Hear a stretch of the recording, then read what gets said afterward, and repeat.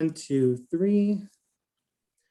Hello, everyone. My name is Yusuf Kazemi, and I'm the Outreach and Production Manager for the Oklahoma Film and Music Office. And we're excited to be presenting our panel, The Making of Minari in Oklahoma today, highlighting Oklahoma film professionals, partners, and communities who brought the film to life in our state. So before we dive into today's conversation, I'd love to turn it over to the Oklahoma Film and Music Office Deputy Director, Jeanette Stanton, to tell you a little bit about the film here in Oklahoma. Hi, everyone. Thank you so much, Yusuf. Welcome, everyone. I'd like to tell you a little bit about the film Minari, just so you can have a good established background. Minari was produced by A24 Films. It began filming on July 15, 2019 in Tulsa, Oklahoma, and it employed over 180 local jobs. It's directed by Lee Isaac Chung. The film stars Steven Yen and tells the story of a Korean immigrant family starting a farm in the 1980s in Arkansas. Despite the film's scripted setting, the city of Tulsa served as the production's primary hub, with filming in surrounding cities and communities, which included Sand Springs, Broken Arrow, Shiaotok, and Rose. Minari premiered at the 2020 Sundance Film Festival, where it took home 2 major awards, including the U.S. Dramatic Grand Jury Prize and Audience Awards.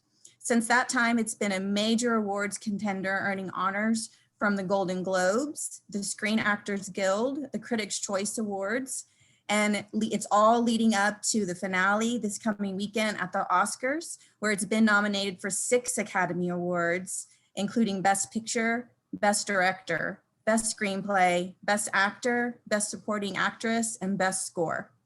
As a note for the audiences watching this at home or anywhere else, keep in mind that this panel is being recorded before the Academy Awards ceremony this weekend, so the discussion will be reflective of this time. And at this time, I'd like to introduce Tava Sofsky. She is the director of the Oklahoma Film and Music Office. She has been with us, with me, for almost 7 years. And we certainly have seen a ton of changes, and we're certainly excited about what's coming up in the next legislative session. Awesome. Thank you, Jeanette, and good afternoon or good evening, wherever you are watching from, and hello to our panelists.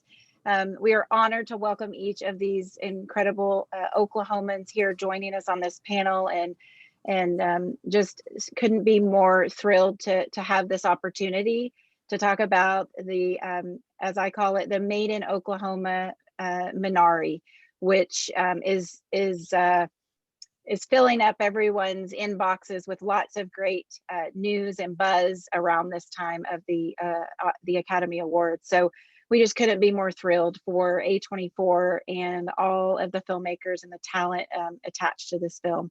So I'm excited to dive into our conversation. Again, the goal for this panel is to spotlight the film and the people that made it, the people behind the scenes who brought this to screens everywhere. And you're looking at some of the finest professionals and community partners that we have around the state. And before I get to introducing each one of you, I just wanted to share with the audience a little bit about our office, the Oklahoma Film and Music Office. And so we are the State Film Commission. We also promote and support the music industry because Oklahoma has such a rich musical heritage that we're very proud of. And we have an incredible film industry that's growing. Our office has been in existence for 40 years. We've had an incentive program for 20 years. So just a huge shout out to everyone who's come before this generation here who has helped build and put different steps on our pathway to really build this incredible industry. We are at a very exciting time in Oklahoma with so many different things burgeoning and flourishing around the state. And our office does, I think, a really great job. I'm very proud of our team at the Oklahoma Film and Music Office, who helps connect all the dots to all the incredible resources that we have here in Oklahoma. So again, the purpose of this conversation is to really take a peek behind the scenes and how this movie came together, and the people, some of the hands that made that happen. But I'd like to just highlight 5 key things that I want the world to know, anybody who's listening or watching, to know about the state of Oklahoma, because I think that there are false perceptions out there. And so just 5 key things that we want people to take away before we dive into our conversation. And that is, first of all, one of the strongest assets that we are proud of is our people. It is one of our strongest assets. I mean, I think it is the strongest asset. We are known for our heartland hospitality. People, when they get here, as long as we can get them on a plane or they drive here and come into our state, they don't want to leave. And so everyone's welcome here. Our borders are open, and yeah, I think you'll really experience that heartland hospitality. So our people, one of our greatest assets. 2 is our skilled and trained workforce. Our skilled crew, people, when people from out of state come here and work with our local crew, that's all they talk about, is how incredibly hardworking our crews are, and the great attitudes. And I just think that our workforce is growing, and we're very proud of each and every one of them out there that's making a difference and making Oklahoma shine. 3 is our 12 ecoregions. Most people don't know, in Oklahoma, we have 12 ecoregions. So you can find a lot of different looks and countries in one state. We're in the centrally located, lots of direct flights in and out of Tulsa and OKC. And so we have so many diverse landscapes and locations. We have anything anybody needs to make a movie. So that's number 3. Number 4 is incentives. There's a lot of added production value that you can find in Oklahoma. Our office administers a cash rebate program. It's very competitive around the country, around the world. So visit our website and take a look and check that out. It is ever evolving and growing, and we're very honored to be able to administer that program on behalf of the state. But the cost of living, cost of doing business, those are all added value to making productions here in Oklahoma. And lastly is our just open for business and yes attitude. We have great leadership. So thanks to all of our leadership on the state level, the executive branch, to the state legislators, to all of the local municipality and leaders and partners around this state who open their doors and their minds, and they find solutions for our productions coming in. So those are top 5 that hopefully everyone can take home with them. So without further ado, let's dive in. We're going to kick this off with, we're going to talk to Dylan Brody, who is the unit production manager on the film Minari, and Jeff Debray, who was the first assistant director. And we're going to kick it off with a couple of questions to you both, just talking about your experience on set. And before we do that, actually, I'm just going to have everybody do one round. I think we wanted to just kind of get a name with a face before we dive in with Jeff and Dylan. So can we, I guess, Abby, introduce yourself and tell us who you are and your role, and then we'll come back with some great questions for you. Okay, thanks, Tava. Hi, everyone. I'm Abby Curran. I'm the Executive Director of the Tulsa Office of Film, Music, Arts, and Culture. Thanks for having me. Awesome. Glad you're here, Abby. And Tom and Susie Warren, owners of Meadow Lake Ranch. Would you like to say hello and introduce yourself? Sure. I'm Tom Warren. My wife couldn't be here tonight, but we were honored to be the base camp, to host the base camp for the movie, and they filmed here for almost 3 weeks. So it was a lot of fun. It's a beautiful property. Thank It you. is such a beautiful property. It is otherworldly. So if anyone has not visited in person, they need to go check it out. I'm sure you'll make sure everyone has your website along this conversation. So wonderful. So Dylan and Jeff, if you guys could tee us up and tell us your role and what the function of your position was on the film, maybe starting with Dylan. All right. Hey, everybody. I'm Dylan Brody. I was the unit production manager on Minari.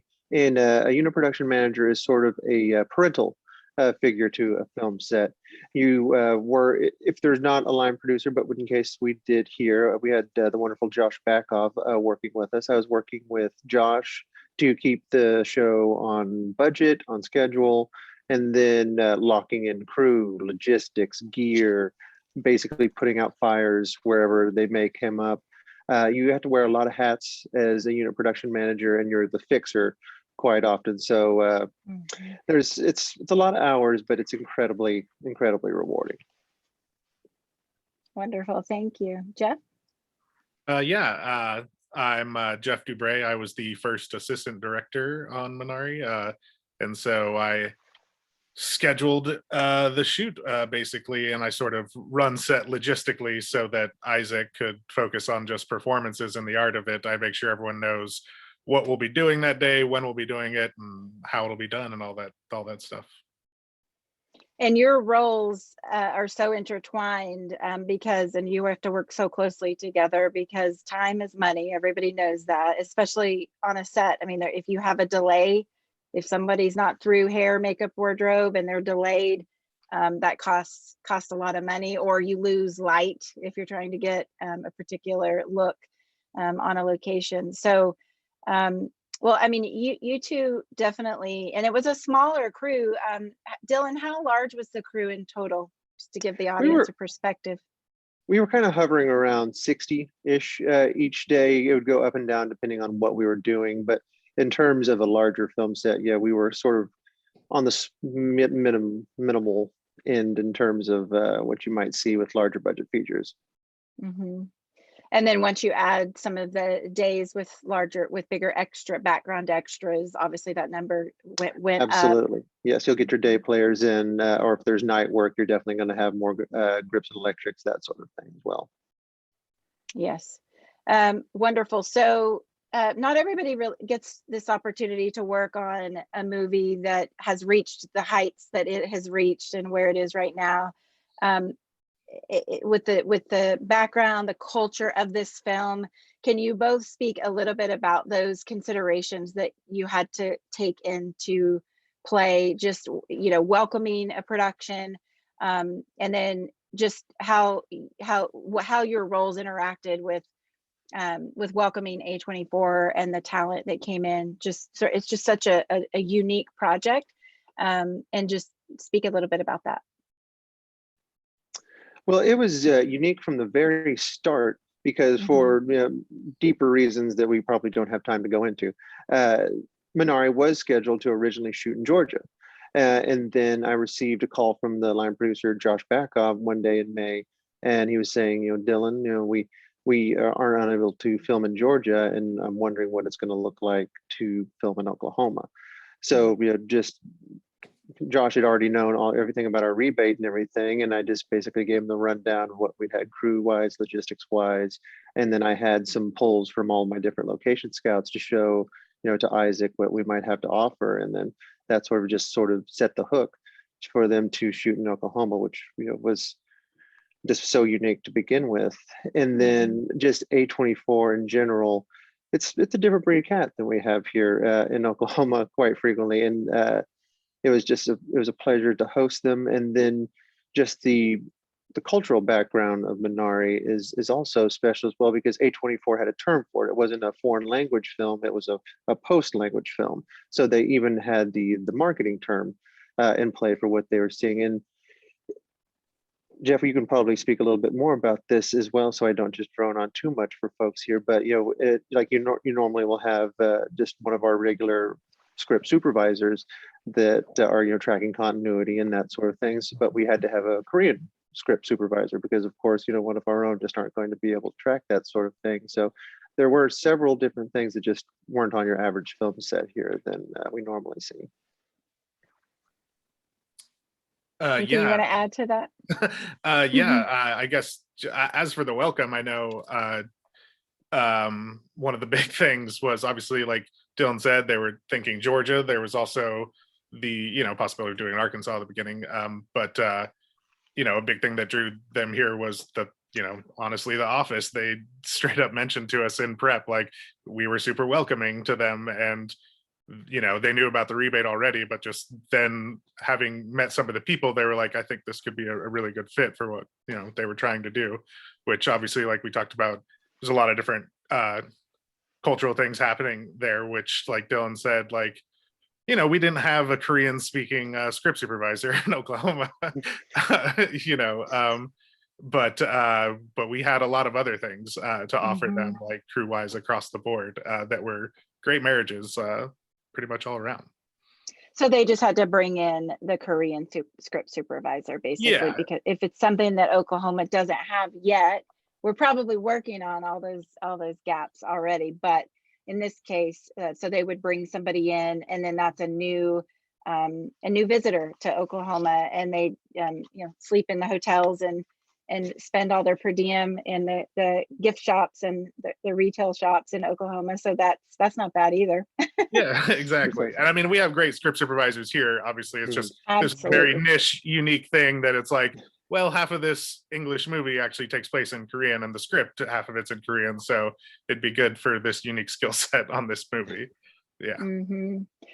So I would assume that would be one of the challenges, perhaps, the cultural or the language barriers, perhaps. But can you speak to, are there any other challenges that you overcame, either one of you, Jeff or Dylan? And then, of course, we want to hear about some of your favorite experiences and memories working on Minari as well. So you guys just take it away. Okay. Challenge wise, just sort of a little interesting tidbit just in terms of where Minari landed in the world. We scouted Oklahoma City, we scouted Tulsa, and sort of the surrounding areas. And Tulsa won out just due to the color of the dirt. The Tulsa area was most reminiscent of Isaac's childhood and growing up in rural Arkansas and the farmland that he had. So that if anyone's curious why we landed in Tulsa, you can credit Tulsa's dirt. And rolling hills or grass. Indeed. Is that what you mean? And also, All of Mr. it. Tom Warren, he's going to be speaking here in a little bit, but honestly, we would not have the film we have right now if it wasn't for Mr. Tom Warren. That man helped shape the look of this film, and he should be getting so many more accolades than he's getting right now. But and then one of the big challenges we had was just Mother Nature. We were shooting in just an absolute blistering summer there in 2019, and we are in a tin can trailer. And with there was a few stretches there with the heat index, it was like 115 out, and it was just absolutely miserable for folks shooting. But we did manage to get through. We nearly baked a couple little rising star children, but they survived, and it all worked out. But it was a little demoralizing at times. But everyone was in it because of how special this movie is in. Yeah, the DP Lockie used to always joke when we were in that trailer, like, sweating, dying, and he'd just say to Isaac, you're gonna be just fine with this when you win all those awards, mate. Obviously as a joke, not, Isaac was always no, but Lockie knew. But as far as just challenges beyond the elements like that, big challenge was just the quality of the script was like a lot of pressure, like a great pressure to have, like you just knew, like when you read it, that, oh, this could be special. And even before we read it, like Dylan mentioned, like A24 came calling, and sort of A24 is on a bit of, a nice streak, like they're making pretty prestigious, great films. So sort of like, that's the first eyebrow raiser. And then you read the script and you're like, oh, I have to do this, but also I have to do this extremely well and like live up to it and do right by it. And also because it's a personal step. Like there's no telling the story again for Isaac. This was his childhood. And I will say that's one of the things that wasn't a challenge, I say, as just working with Isaac, because he's a very grounded, like down to earth artist, like he was a little boy, grew up in Arkansas. He's not some like pretentious, like out there guy. He's just like a really nice man, nice artist, great guy. And I love that you bring that up, because so many times, again, I think the industry, or I mean, interestingly enough, we serve an industry that gets some pushback, or just there's false perception around it. And I know that it's not all perfect, but and same with the state of Oklahoma, like we're not perfect, right? But there's so many wonderful qualities about this industry, and particularly working in Oklahoma, that you know, being able to host somebody like Isaac, and you know, he's just a good old boy, that Arkansas boy that just wants to work, right, and tell a story. And I love that they're people like all of us, and it's great entertainment. If no one has seen the movie, if you haven't seen the movie, it is extraordinary. It is wonderful. My 14-year-old son loved it, and so just yeah, it's a great. I mean, it's a great opportunity for so many people to work and just to tell their stories and do their jobs. So you were talking about Mr. Chung, and you know how this was such a personal story. We've heard a lot of stories. Whatever either you or Jeff, Dylan, or Jeff can share about just how he brought everyone together. I think I've heard stories from day one on set. I'm sure there were stories throughout, and then even like when he got the news about the nominations and how he pulled you all together through different virtual platforms. Can you just speak to some of those unique qualities about him and how he really brought you guys in as family on this? Well, yeah, absolutely. Isaac is incredibly gracious and wonderful, and just supremely intelligent when you're talking to him. And one way that it's something that I've talked about frequently. He galvanized us as a team just in the production meeting alone. And the production meeting is where all the department heads, they get together, they go through the script and schedule and everything, just to make sure they've got everything all nailed down and any problems can kind of be solved before you start filming. And Isaac sort of gave us an insight into the backstory of Minari. It's, you know, sort of the tale of his real life grandma and how it ties into the unsung heroes that come into our lives, and they change our lives for the better. You know, they might not be recorded in the history books, and no one besides us will ever remember them, but our lives are forever changed by them. And myself included, there was not too many dry eyes in the house after Isaac gave that speech. And we knew from that moment, it was like, this is what we have to give our all to right now. It's awesome. Yeah, that's always that's always a story we come back to. Me and Dylan have been a part of a few production meetings together, and while some of them maybe almost made us cry by the end of it, none of them were able to make us cry right at the beginning, you know, before we did the hard part. Yeah, I mean, he was so vulnerable, just like in, you know, this is a very personal story, and like while he's guarded and like precious about it, he was letting us all in. It was a big part of like the Minari family, and like you kind of alluded to it, like, you know, after the Golden Globes, I think he sent out an email to a chunk and then had everyone spread it, and we basically had a huge Zoom meeting with about 60 people, like just 60 people is, you know, mess, no organization, just everyone just getting to have little miniature conversations, like getting the film crew back together in the only way we could right now. And that was all his doing. He you know, he brought everyone into his family basically by making this movie, and you know, obviously releasing it as a piece of art that it is, but even like making it was a big family experience. Yeah. That's incredible. And I mean, to have this on your resume, that's one thing, as you say. I mean, you wouldn't trade the experiences for anything. But what would you say? I mean, just sort of leaping forward after this, you know, is this a launch pad for your career? And when I say this, I'm going to say we want you here in Oklahoma, and to continue to produce and do the great work that you both are doing as crew here in Oklahoma. But what would you say about this as an accomplishment for you personally and for your career? I will say that it does raise a certain level of acknowledgement that I had never experienced before, because generally, you know, whenever projects happen, you're bound to be working with new faces that you've never worked before. And what do you do before you work with someone new? You IMDb them. So like on the current project that I'm on, Reservation Dogs, the TV show for FX from Sterling Harjo, I'm working with some new faces that never encountered before, so I send my introductory email and just say who I am, what can I do for you, what do you need, crew, logistics, whatever. And then so many of these people are like, oh, hey, Dylan, congratulations on Minari, and we're looking really forward to working with you, and I think we're gonna have a great time. And so like they are already aware of like me through Minari, and then, or I've had so many different text messages pop up. It's like, oh, hey, just watch Minari, and I saw your name pop up, and it's people that I haven't worked with in years. And so it's just this level of acknowledgement that has just been a total game changer. But on the other hand, I cannot let that go to my head. So I was going to try to white knuckle it through this. I'll let it go to my head. I don't mind. Okay, please do. Please do. Let one of us become a monster first. No. I mean, I going through the same experience like Dylan, get a lot more random congratulations and Zoom meetings or what have yous. And, I'm about to start a project next week, and already people that I haven't met, have brought it up. But I'm happy here. Like whatever Minari leads to, I'm totally happy being based here. I've already been out in LA before.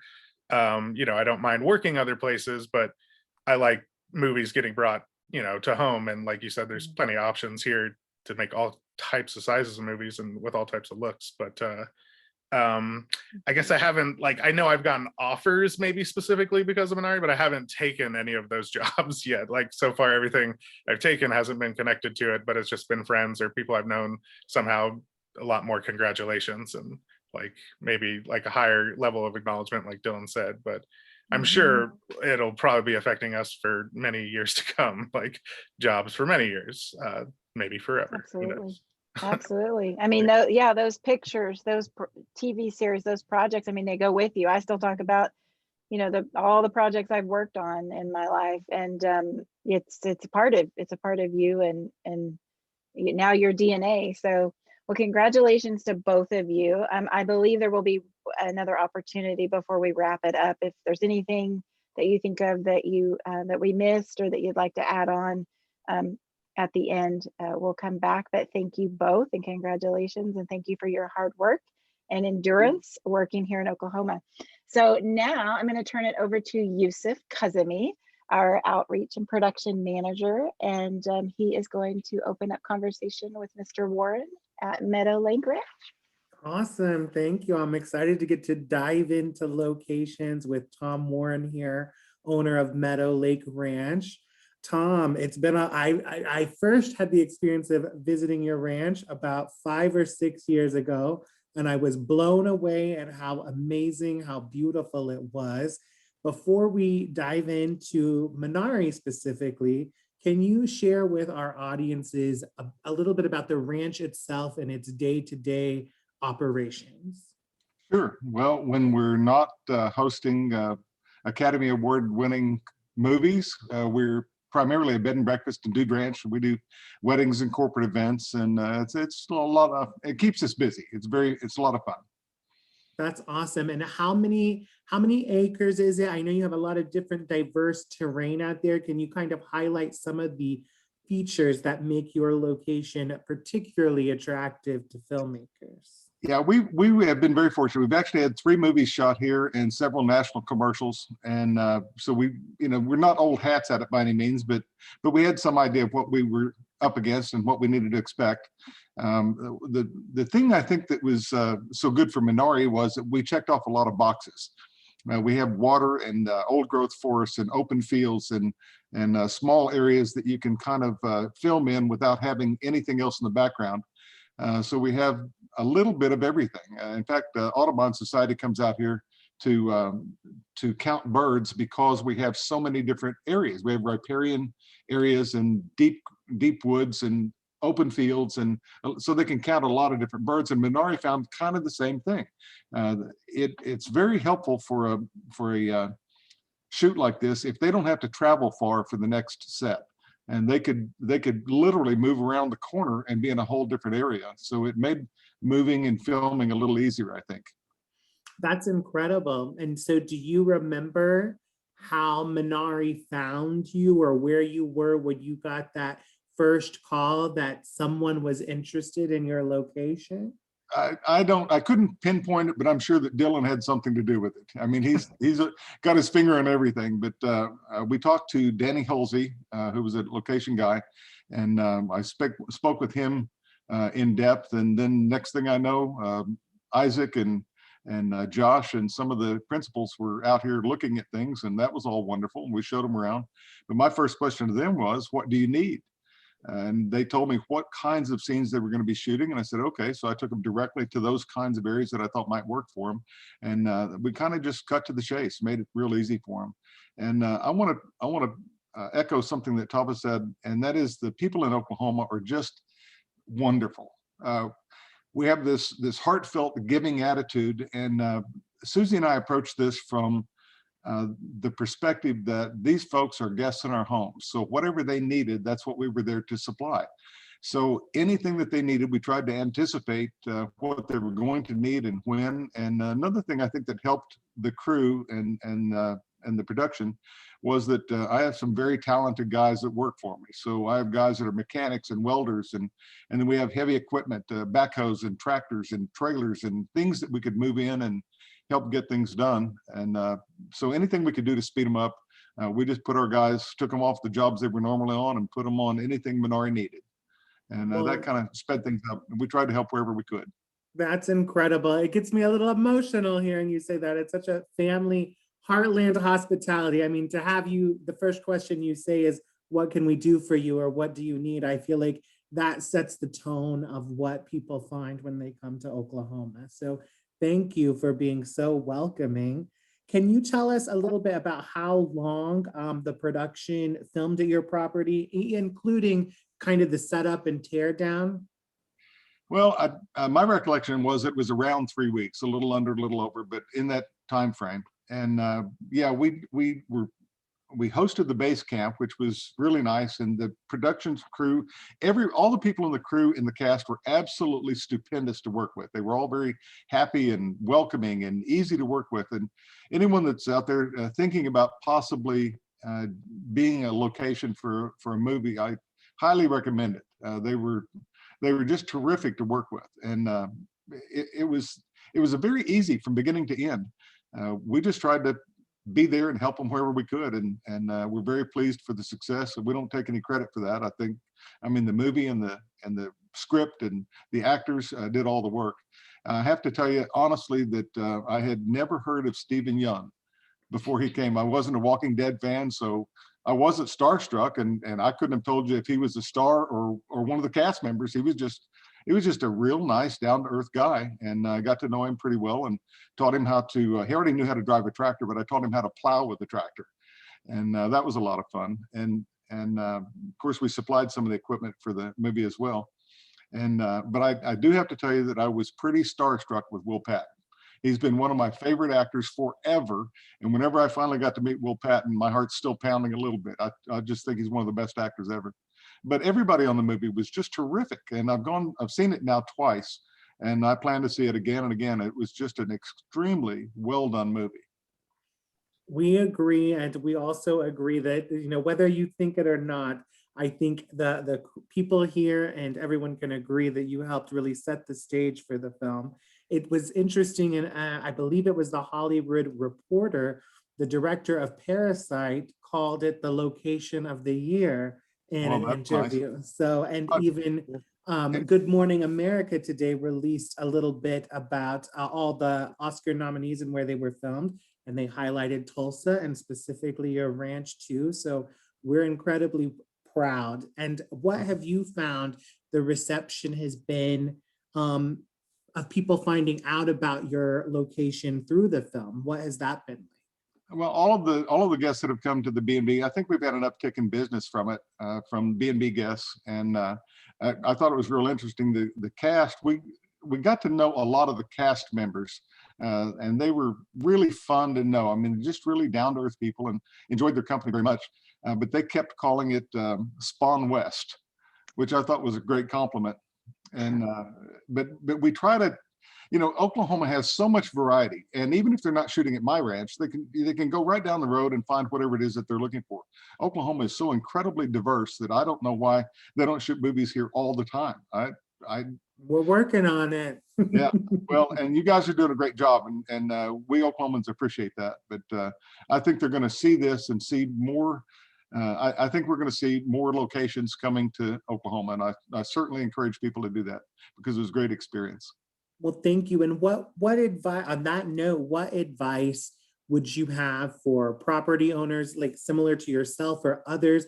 What should people maybe expect about filming on their location that they may not know? You've done it a few times, you've said, but for the person who's first kind of opening their home, what should they consider? Here's the key. Try to outgive them. Whatever it is they need, give them more than that. And that's all there is to it. Just be there and work for them, make it work for them. And if you're thinking about being a location, by all means, put your big toe in the water and keep going. Well, that sounds great. That's what we like to hear. Well, thank you so much for giving us your time. We're gonna switch gears now, and I'd like to introduce our Deputy Director, Jeanette Stanton, who's going to talk to Abby Curran, the Executive Director of the Tulsa Office of Film, Music, Arts, and Culture. Thank you, Yusuf. Hello, Abby. How are you?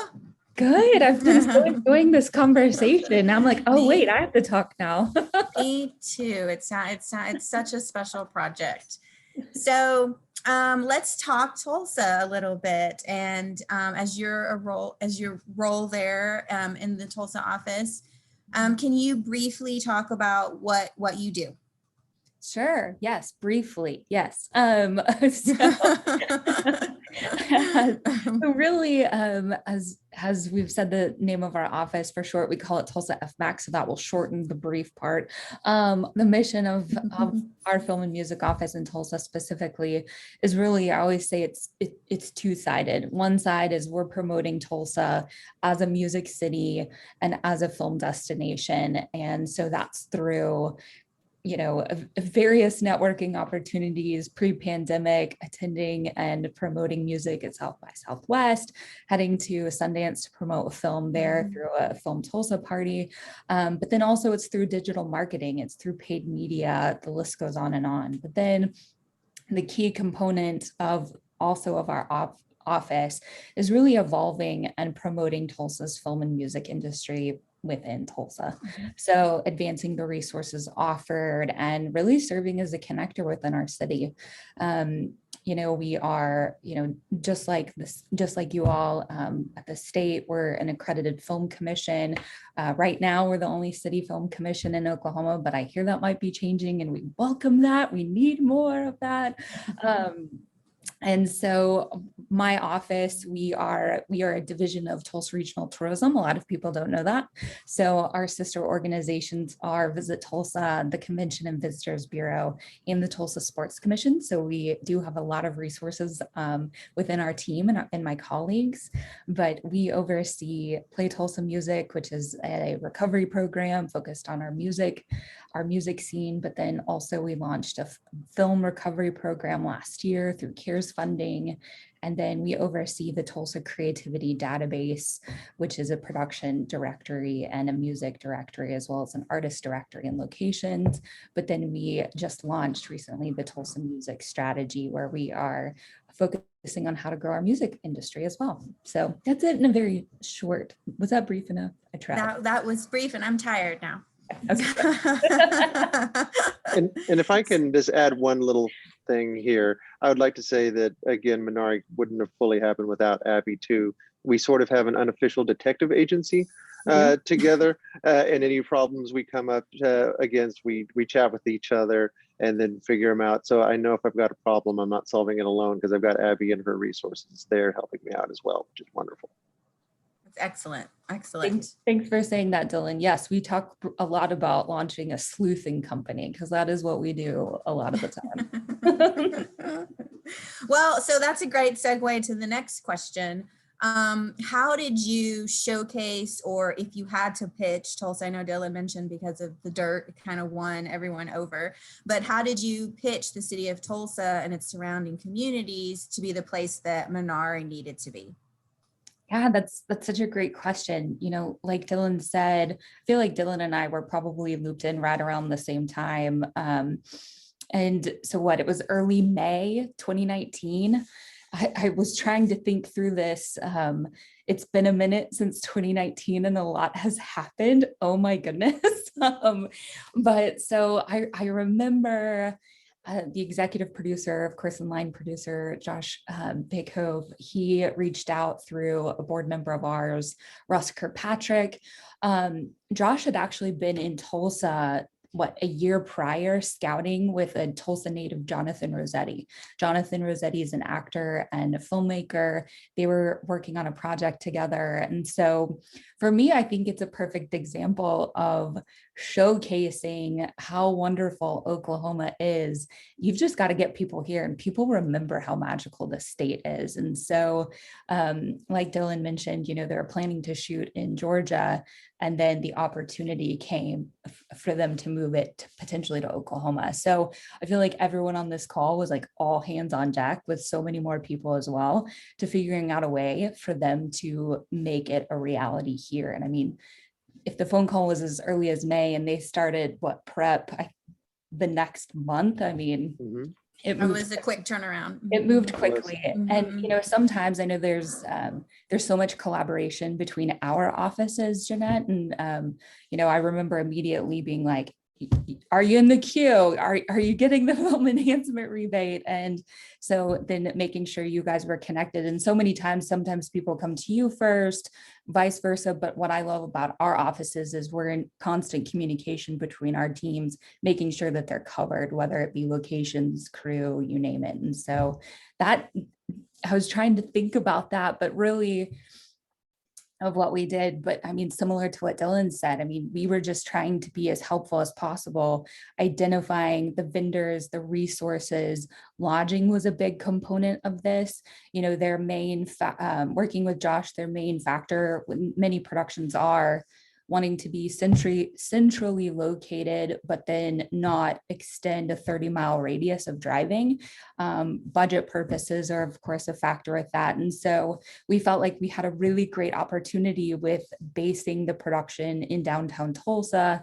And I mean, the key location of Meadow Lake Ranch with Tom is maybe 15 minutes away. So that's what's really beautiful, I think, about our area is we have a wide variety of locations, but then paired with where the hub could be with the resources. So it was just pushing that information and making sure they had it all. Yeah, that's great. And I know that those would be puppies.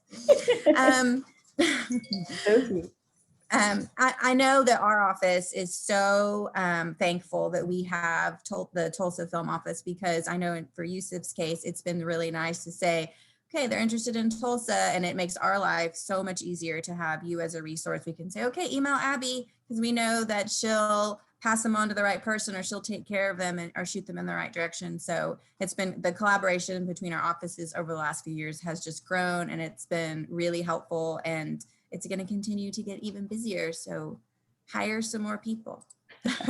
Ooh, I'm going to take that quote. Yes. So did you hear of any local attractions that were favored by the cast or the crew while they were in town? Anything stick out? That is a good question. You know, Base was, like I said, in downtown, the Hyatt they were phenomenal partners. Big shout out to hotelier James Cunningham. I mean, he really stepped in and helped and was nothing but wonderful to work with, as well as a variety of hotels as well. You know, I would love for probably Dylan and Jeff have ideas of where the crew popped in and out of. You know, in my world right now, as everyone else's, crew is not exploring right now during COVID, and so that has left my mind of where people are going. Mm-hmm. But you know, that's what's beautiful about being in downtown Tulsa is you're in walking distance to so many restaurants and so many venues to see live music, The list goes on and on. But the one memory I could think of is Dylan mentioned how hot it was. It was so hot that summer. We felt so bad about that. But of course, there's nothing we can do. So one day we we have a popsicle startup here in Tulsa. It's called the Pop House. And we sent out popsicles to the crew that hopefully gave them a break and something yummy and very cold to enjoy. So I'm hopeful that brought a That's so smile to your nice. faces. Yeah, They were very, very welcome. It did. great. That's so nice. I'm sure they will remember that too. So I that's hope. great. That just brings it back to the hospitality for sure. So another great example. I think that our state, everyone in our state really goes above and beyond. So, True. what advice would you have to other community leaders if they're trying to attract productions to their cities? Yeah, I mean, really, tourism offices across Oklahoma, as you all know, are phenomenal. And they really are. I mean, the key component of this keeps going back to the word hospitality. And I think for productions to know that those tourism offices exist, they are the key component of connectors in their own community. And so probably my best advice, right now, I feel like so much of the work that's coming to Oklahoma through your office is we're just accepting and welcoming the people that are interested. And so, strategizing is a little hard right now. There's so many people that just want to come and film here, which is such a great thing that's going on. And so really just being prepared for these productions, knowing your vendors, going ahead and talking to the production about their needs, whether it be vendor related and or potentially even crew related, but location related. I mean, for me, I think in working around the state, but then working specifically where we are, if a film wants to potentially shoot in our connecting communities, we're reaching out to the tourism offices because they know their location's the best. So Right. Absolutely. Great. Thank you for that. And finally, what makes Tulsa stand out as a film and television destination? I think one of them is my background. I totally agree. I mean, that actually reminds me, we had a film that needed to, they felt like they had to go to Italy to shoot in a Tuscan villa. And we were like, no, don't worry about it. We've got Philbrook. And so they ended up closing down Philbrook for 3 days and filming there. So, to mention as well, I think you can base in Tulsa and you get a ton of locations within a 30-45 mile radius. So a wide variety. I think Tulsa is extremely gritty, but also beautiful. We really promote ourselves as a creative mecca. We have incredible Art Deco. We're actually a top 3 city in the country for Art Deco architecture in Tulsa. But then, it's also paired with Route 66 and those many spaces. We have a wide, my lights are motion censored. Sorry. You have lights, I have dogs. I mean, you're gonna have to edit this. And I've got Route 66. Sorry guys. Can I go turn this on? Hold on one second. I can't make this up. Okay, so but I also wanted to mention, we have a ton of cultural influences in Tulsa. We have, of course, all the tribes that are throughout Tulsa that make up Tulsa, right? We are so grateful for the Cherokee Nation. They have a film office, but then we have a wonderful African-American community along with a Hispanic community. I mean, there's so much strong culture here to be found. And so showing that to productions has been phenomenal. And we're just here to help. Simply put, we're here to help. That's awesome. Thank you so much, Abby, and thank you so much for your partnership and all that you do for film and music. And I know that one of us in our office will be talking to you very soon. It's inevitable. So Yusuf, if you'd like to finish up with any final questions so we can Sure. close So it out. we're about to conclude our panel today, but I do have a final question for everyone to be thinking about. And I'd like to know, we'd like to know, what about Minari set your experience apart from other projects or opportunities you've had? Okay, so what about Minari was so unique that it was separate from the things that have come before it? And I was repeating the question to stall to give people time to think, but now I'm going to pick, well, I think we should start probably in the order we started the panel and start with Dylan and Jeff, and then go to Tom and Abby, and then we'll close out with Tava. So Dylan, would you like to kick us off with an answer to that question?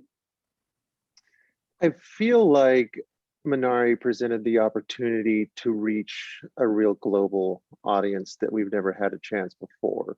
You know, we didn't have a lot of time, we didn't have a lot of money, but we had an opportunity to create something that has a much further reach than we've ever thought possible here in Oklahoma.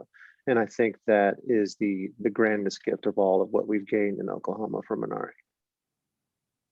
Well said. That's going to be hard to top. Jeff, what about you? Yeah, what's separated from me, I guess, I don't know, a lot of people that work on good projects, they say sometimes they had no idea, and then the awards come later and they never can kind of pick which is going to be like successful and which isn't. This one, like I kind of alluded to earlier, I kind of knew early on this had a chance to be special, and we just had to execute, and thankfully we did, and it's gone great. That's great. And what about you, Tom? Well, I feel like we had a very minor part in all of this, and the real talent sitting here on the screen around me. These guys did all the work. We just kind of were supporting crew, and but yeah, Minari was the biggest shoot that we've had out here, but it was also the most fun. The people were just tremendous. I don't know what I expected, but it was more than I expected. It was very, very good, and we enjoyed working with them a lot. But these guys on the screen are the ones that were the true heroes in all this. No. I've got to say one thing. That trailer would still be sitting outside the gates if you wouldn't have cut those gates open with your bare hands and got that trailer in there.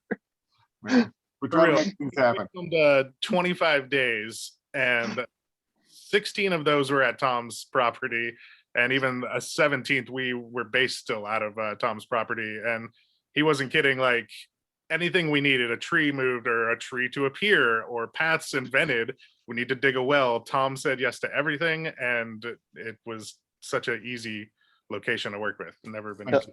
Helped us clean up after the burn, dug a fire ditch around the burn. The man did everything. Yeah, That's amazing. Tom, we love that level. You may not think that's special, but that is a very special gift of hospitality and service and leadership you have. So everyone here really appreciates that. Well, you're too kind. Thank you. Abby, what about you from the Tulsa perspective? Yeah, what an honor to work with this film, this production company with you all. I mean, I think everyone in Tulsa is just so excited about this, but to our partner communities in Broken Arrow, Skiatook, Sand Springs, Rose, I mean, this was a really beautiful, I think this was a beautiful example of so many partnerships and collaborations coming together to help. And that's the spirit of Oklahoma. So. Absolutely. And to acknowledge too that Oklahoma has had a lot of practice before Minari, and it's going to have a lot of practice after it as well. You know, every film you take and learn and have an opportunity to grow from. So before I ask Tava to either answer this question or expound a little, what does Oklahoma's film and television industry, what's the hope or the goal for the next 5 years from Minari? So the next time we're able to put a panel together for another Academy Award nominated film, perhaps, what's the goal?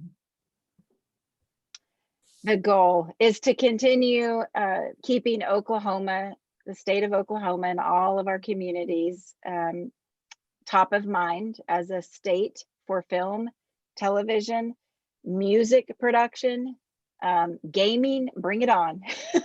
We want to be top of mind. So ultimately just continuing that path.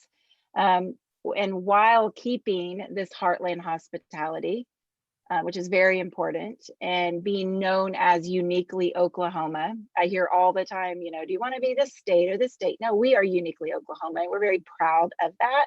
So continuing that, but while keeping those values, is moving our state and this industry into like the next stratosphere. You know, it's during the year of 2020 and partially into 2021, our state has now birthed 3 new sound stages, and there's more on the way. So in 5 years, I look forward to walking those facilities and hopefully many more with active productions in them and television series, as well as touring the state and seeing you know, the practical locations in our communities being utilized as well for more motion pictures and television projects. As well as in 2021, our office launched a new film-friendly certification program. So in 5 years, I hope that we have all 77 counties certified with that proud stamp of being film-friendly. And our state parks, our other districts around the state can also become film friendly. So we look forward to that. And then ultimately overarching, just seeing our workforce grow, our infrastructure, the small businesses, we're already talking to them about expanding. And there's new businesses. There's a lot of new businesses at the state border ready to come across and join this incredible activity. And so just continuing to see a greater economic impact around the state to provide more sustainable jobs and incomes for more Oklahomans. And so and then keeping ultimately in honor of Minari, congratulations to A24 and Plan B. And thank you to, you know, just all the Academy members and recognizing this unique project. And we're so proud of whatever the turnout is. We're so proud of the accolades to the state. And ultimately, in honor of Minari, I would say in 5 years, I hope we can continue this trajectory. And like Yusuf said, have more panels and discussions around other projects that are recognized in this way. So thanks to everyone joining us today. Yes, absolutely. Jeff, Tom, Dylan, Abby, thank you so much for your time this evening and sharing your experiences. Thank you to the crew also that is not reflected here on screen. It takes an army to make a movie, and we're so proud of the Oklahoma talent in front of the camera, behind the scenes, who helped make the project come to life. Grateful to our state and city leadership for their continued support. I hope we're having more to celebrate soon next week as well. Minari does come out on DVD in May, so look for that. And also stay tuned to OFMO's social media channels for continued workshops, panels, discussions like this. Stay tuned to the Tulsa FMAX social media as well, as they are spotlighting local crew and have opportunities going on. And we really appreciate everyone connecting and look forward to the next time. So thank you, everybody.